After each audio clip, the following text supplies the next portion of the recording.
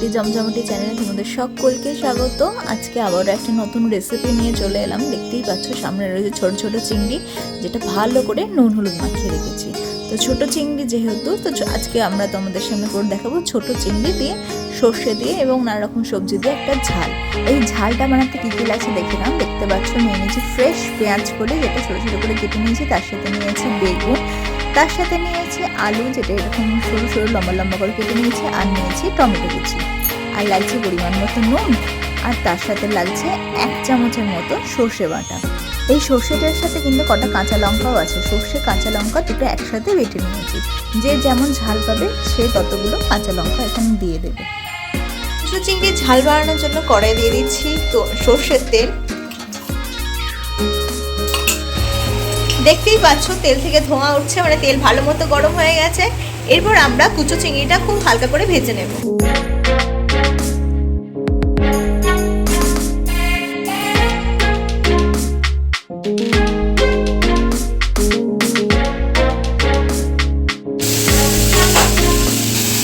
চিংড়িটা আমরা আর ভাজবো না, আমাদের ভাজা হয়ে গেছে। এবার আমরা চিংড়িটা নামিয়ে নিচ্ছি।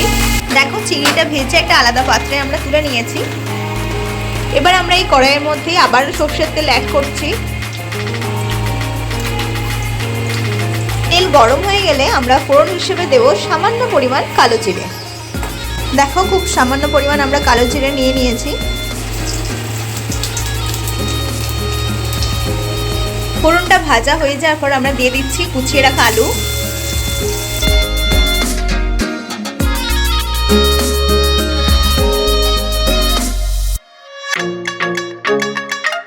আচ্ছা, কেউ যদি এই চিংড়ি মাছের ঝালে আলু খেতে না চায় তো তারা কি আলুটা স্কিপ করতে পারে? আচ্ছা, তাহলে তোমরা জেনে নিলে রাঁধুনির কাছ থেকে যে চিংড়ি মাছের এই ঝালটাই তোমরা যদি কেউ আলু খেতে পছন্দ পছন্দ একদমই না করো, বা সুগারের পেশেন্ট আছে বাড়িতে, আলুটা স্কিপ করতে চাইছো, তারা কিন্তু আরামসে তোমরা আলুটা না দিতেও পারো। দেখতেই পাচ্ছ আলুটা হালকা হালকা লাল রং ধরে গেছে। লাল রং ধরে যাওয়ার পর দিয়ে দিচ্ছি টমেটো কুচি, তার সাথে দিয়ে দিচ্ছি কুচিয়ে রাখা বেগুন। এখানে কটা টমেটো নেওয়া হয়েছে? একটা টমেটো, মিডিয়াম সাইজের টমেটো না খুব ছোট সাইজের টমেটো? আচ্ছা, তাহলে তোমরা জানতে পারলে যে এটা মিডিয়াম সাইজের টমেটো এখানে কুচিয়ে নেওয়া হয়েছে। এবার আমরা দিয়ে দিচ্ছি খুব সামান্য পরিমাণে হলুদ গুঁড়ো। এবার সব কিছু ভালো করে মিশিয়ে নিয়ে ভেজে নেব।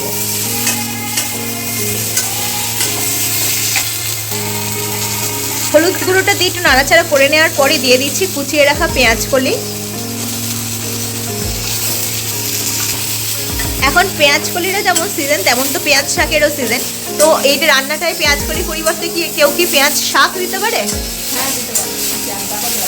পেঁয়াজ শাকও দেওয়া যাবে। আচ্ছা, তাহলে দেখো আমরা সব কিছু দিয়ে মিশিয়ে নিচ্ছি, দিয়ে ভালো করে ভেজে নিচ্ছি। এখানে কিন্তু আমরা বেগুনটা আলাদা করে ভাজিনি, সব একসাথে ভাজছি। এবার আমরা দিয়ে দেবো অল্প পরিমাণে নুন, কারণ চিংড়ি মাছটাতে আমরা আগে নুন হলুদ মাখিয়ে রেখেছিলাম। তাই বেশি নুন দিয়ে দিলে কিন্তু ঝালটা প্রচণ্ড নুন চড়া হয়ে যেতে পারে, তাই একটু বুঝে শুনে নুনটা এখানে অ্যাড করবো।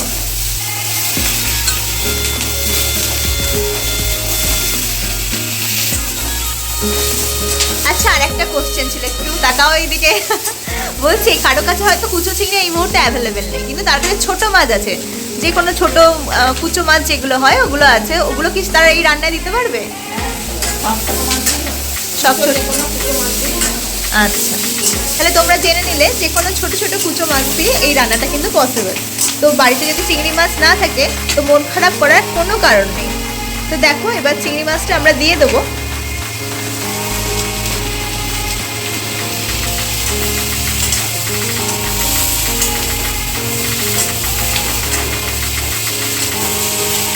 এবার চিংড়ি মাছ দিয়ে এবং সমস্ত সবজির সাথে এটা একবার ভেজে নেব।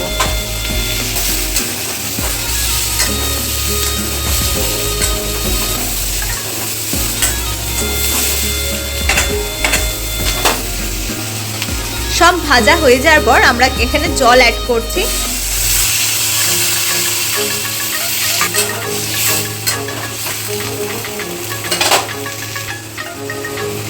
আমরা এখানে যে থালাটার মধ্যে চিংড়ি মাছটা রেখেছিলাম সেই থালার মধ্যে জলটা দিলাম, কারণ চিংড়ি মাছটা ভাজার পরও যে তেলটা থাকবে, যেটা থালায় লেগে থাকবে, সেই তেলটার জন্য শুধুমাত্র ওই থালার মধ্যে আবার জলটা দিয়ে দিলাম, তাহলে তেলটা জলের মধ্যে মিশে যাবে। তারপর ওই জলটা আমরা এই চিংড়ি মাছের ঝালের মধ্যে দিয়ে দিলাম। এবার দিয়ে দিচ্ছি একটু ধনেপাতা কুচি। তোমরা যদি খেতে পছন্দ না করো তো দিও না, কিন্তু এখন শীতকালে প্রত্যেকটা রান্নাতেই প্রায় ধনেপাতা চলে যায়। ধনেপাতা দিয়ে দিলাম আমরা।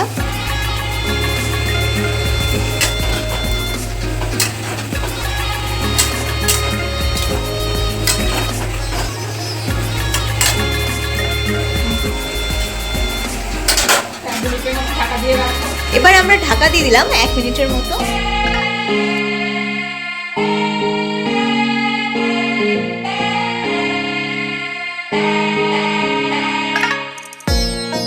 দেখো 1 মিনিট পর আমরা ঢাকনাটা খুলে নিলাম। সমস্ত সবজি কিন্তু আমাদের ভালোভাবে সিদ্ধ হয়ে গেছে। এরপর আমরা দিয়ে দিচ্ছি সর্ষে এবং কাঁচা লঙ্কা বাটা।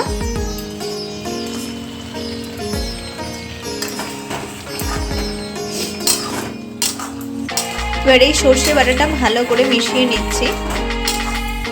এখানে রান্নাটায় তোমরা দেখতে পেলে আমরা কিন্তু আর কোনো এক্সট্রা মশলা কিন্তু ইউজ করলাম না।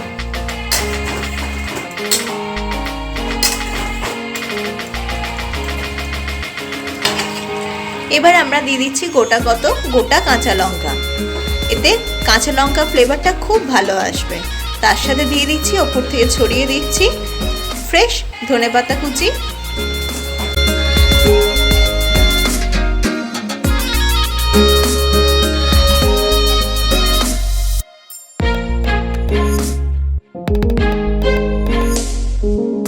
আমাদের রান্না কিন্তু একদম কমপ্লিট, কিন্তু নামাবার আগে একটু কাঁচা সর্ষের তেল ছড়িয়ে দিচ্ছি। এতে কাঁচা তেলের ফ্লেভারটাও থাকবে এবং খেতেও বেশ সুন্দর লাগে। তেলটা একবার সব কিছুর সাথে ভালো করে মিশিয়ে নিচ্ছি।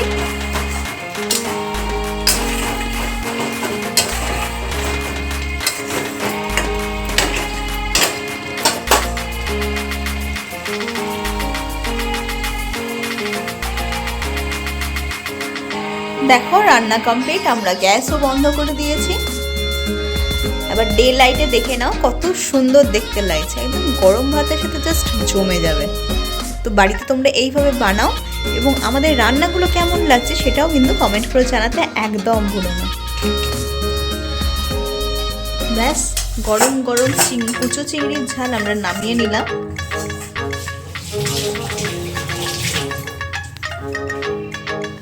দেখতেই পাচ্ছ সব রকম সবজি দিয়ে কুচো চিংড়ি এই সর্ষে দিয়ে ঝাল কত সুন্দরভাবে তৈরি হয়ে গেল। এটা গরম ভাতের সাথে খেতে কিন্তু দারুণ লাগে। তো তোমরা বাড়িতে বানাও এবং আমাদের কমেন্ট করে জানিও তোমাদের এই রান্নাটা কেমন লাগলো। তোমরা যদি আমাদের চ্যানেলে নতুন বন্ধু হয়ে থাকো এবং চ্যানেলটা এখনো সাবস্ক্রাইব করোনি, প্লিজ তোমরা সাবস্ক্রাইব করে নিও এবং পাশে থাকা বেল আইকনটা প্রেস করতে একদম ভুলো না। চলো টাটা, আবার দেখা হয় পরে অন্য কোনো নতুন রান্নার সাথে।